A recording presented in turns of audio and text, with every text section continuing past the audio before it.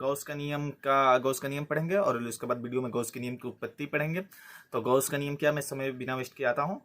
किसी बंद पृष्ठ से गुजरने वाला वैद्युत फ्लक्स फाई ई उस के अंदर उपस्थित कुल आवेश Q का 1/ε0 गुना होता है। बस, किसी बंद पृष्ठ से गुजरने वाला वैद्युत फ्लक्स फाई उसके अंदर उपस्थित कुल आवेश Q का 1/ε0 गुना होता है, जो ε0 निर्वात की वैद्युतशीलता है। यानी phi E equal to Q/Q/ε0। जहां मान लीजिए बंद पृष्ठ यदि S हो तो वैद्युत फ्लक्स फाई ई बराबर ई समाकलन E.ds होगा।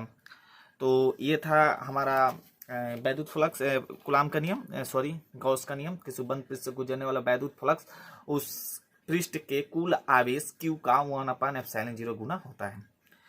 अब हम मान लीजिए कोई वैद्युत फ्लक्स गॉस के नियम से संबंधित कुछ महत्वपूर्ण बिंदु पर ध्यान दे रहे हैं।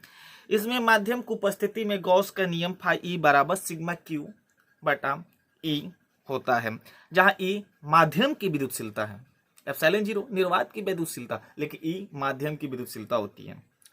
यदि बंद पृष्ठ से आवेश का बीजगणितीय योग शून्य है तो उस पृष्ठ में बंद फ्लक्स का मान भी शून्य होगा। तीसरा है गॉस का नियम उन्हीं क्षेत्रों के लिए लागू होता है बहुत जो कूलाम के व्युत्क्रम वर्ग के नियम का पालन करते हैं। ठीक है, तो गॉस का नियम उन्हीं क्षेत्रों के लिए लागू होता है जो कूलाम के व्युत्क्रम वर्ग के नियम का पालन करते हैं। उदाहरण के लिए गॉस का नियम विद्युत क्षेत्र के लिए लागू होता है, वैद्युत क्षेत्र के लिए गॉस का नियम लागू होता है।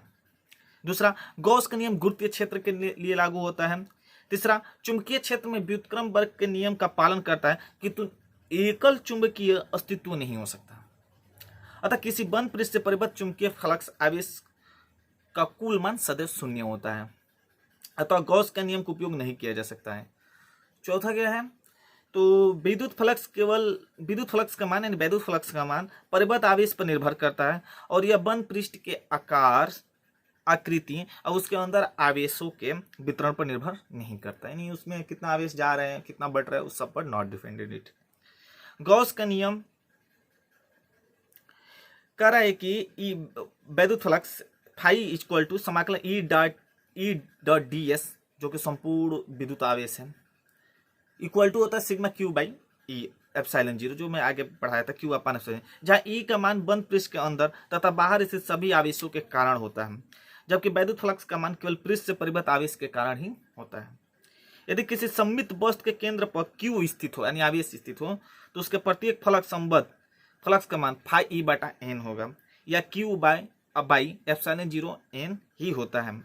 गॉस के नियम था तो उसकी विशेषताएं क्या है वो भी हम पढ़ लेते हैं। गॉस के पृष्ठ एक स्वच्छंद बंद पृष्ठ है जिसमें से गुरुत्वीय, विद्युत तथा चुंबकीय फ्लक्स की गणना की जाती है।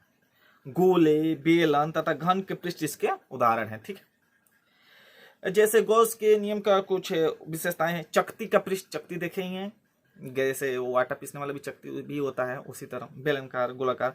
वर्गाकार पृष्ठ गॉसियन पृष्ठ के प्रयुक्त नहीं कहते, लेकिन जैसे चकती का पृष्ठ और वर्गाकार पृष्ठ गॉसियन पृष्ठ के लिए प्रयुक्त नहीं होते हैं। गॉसियन पृष्ठ के कुछ मुख्य उदाहरण तथा गुण निम्नलिखित हैं। पृष्ठ की आकृति स्रोत के सम्मित होना चाहिए बराबर, जिससे कि पृष्ठ के प्रत्येक बिंदु पर लंबवत हो तथा परिणाम नियत हो। यह पृष्ठ बिंदु से गुजरना चाहिए जहां पर वैद्युत क्षेत्र ज्ञात करना है, हम अभी डायग्राम में निकालेंगे। यह एक बंद पृष्ठ होना चाहिए। हाँ, गॉस के नियम के ये पूरी तरह बंद पृष्ठ होना चाहिए, खुला होना नहीं चाहिए।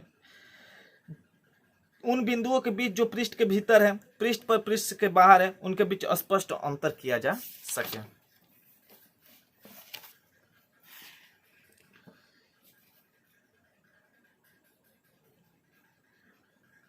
कुछ क्वेश्चंस हैं, जैसे दिया है कि किसी गॉसियन पृष्ठ के परिबद्ध कुल आवेश शून्य, तो इस पृष्ठ के सभी बिंदुओं पर विद्युत क्षेत्र की तीव्रता अवश्य भी शून्य होगी।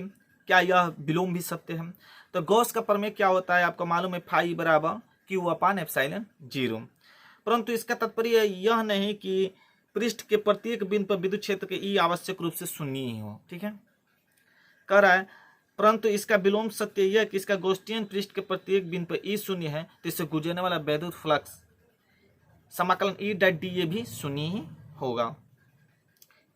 इस स्थिति में गॉस के प्रमेय से ज्ञात होगा कि क्यू भी क्या हो जाएगा, 0 होगा। अतः गॉसियन पृष्ठ के लिए अंदर कुल आवेश 0 है।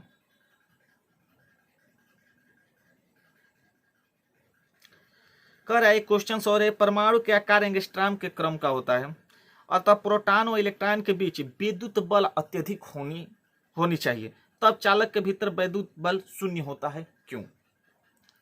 तो सुन लीजिए इसको थोड़ा। कह रहा कि चालक के भीतर जो विद्युत क्षेत्र है वो 0 है, क्योंकि विद्युत क्षेत्र केवल आवेश की अधिकता के कारण है, और हम जानते हैं कि कोई भी परमाणु पूर्णतः आवेशहीन होता है, अर्थात आवेश की अधिकता परमाणु पर नहीं पाई जाती, अतः अवश्य आवेश क्या होगा, 0 होगा। इसका E बराबर 1/4πε0 Q/r²। तो Q परमाणु का आवेश है, अतः R आवेश और Q से बिंदु की दूरी है। Thank you. गॉस का फिर से प्रमेय की परिभाषा है, किसी बंद पृष्ठ से गुजरने वाला कुल वैद्युत फ्लक्स फाई उस बंद पृष्ठ के आवेश Q का 1/ε0 गुना होता है, और मैं वीडियो में इसका प्रूफ कर दिया हूँ। Thanks for watching.